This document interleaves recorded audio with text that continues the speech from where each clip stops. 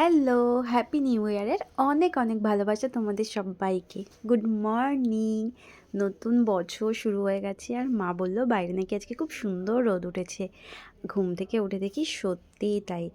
তো এক cup coffee নিয়ে রোদ্রে এসে গেছি, রোদ পোয়াতে পোয়াতে কফি খাবো বলে। এরকম বছরের শুরুতে ছুটির দিনে বসে বারান্দায় কফি খাওয়ার যে কি মজা, অন্য কোনো কিছুতে মনে হয় নেই। তো সকালবেলা আমি ভাবলাম যে আজ বছরের শুরুটা মায়ের কাছে গিয়েই করবো, ওই জন্য রেডি হয়ে আমি এখন যাচ্ছি পুজো দিতে। অ্যাকচুয়ালি সবাই মিলে নবদ্বীপ যাওয়ার প্ল্যান হয়েছিল, বাট ওটা ক্যান্সেল হয়ে গেছে কারণ দাদাদের আসতে অনেক লেট হয়ে গেছে।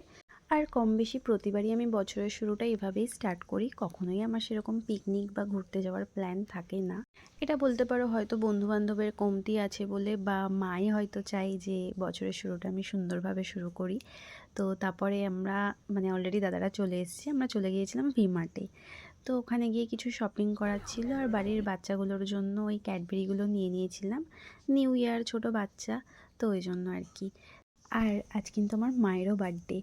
তার সাথে নিউ ইয়ারে আর একটা ভালো জিনিস হয়েছে, মানে আমি রাত্রিবেলা ঘুমোতে গিয়েছিলাম 44K ফলোয়ার্স নিয়ে, সকালবেলা উঠে দেখি ওটা 45K হয়ে গিয়েছে। তো ওই জন্য মানে একটু ভালো লাগছিলো যে 1K ফলোয়ার্স বেড়ে গেছে। আর বার্থডে যখন গিফটের সাথে সাথে কেকও তো নিতেই হবে, তো আমরা মিয়ামরে গিয়ে কেক চুজ করে একটা কেক নিয়ে নিলাম। আর ভীষণ খিদে পেয়েছিল, ওই জন্য একটা পেস্ট্রি খেয়ে সোজা বাড়ি চলে এসে দেখি মা রান্না করছে। সারা বছর তোমা কাজ করে, আজকেও কাজ করছে আর আমরা ঘুরেই বেড়াচ্ছি অ্যাজ ইউজুয়াল। তারপর দেখি মা সুন্দর পায়েস রান্না করে রেখে দিয়েছে, মানে আমাদের জন্যই করেছে। তো দেখা হচ্ছে নেক্সট ব্লগে, বাই।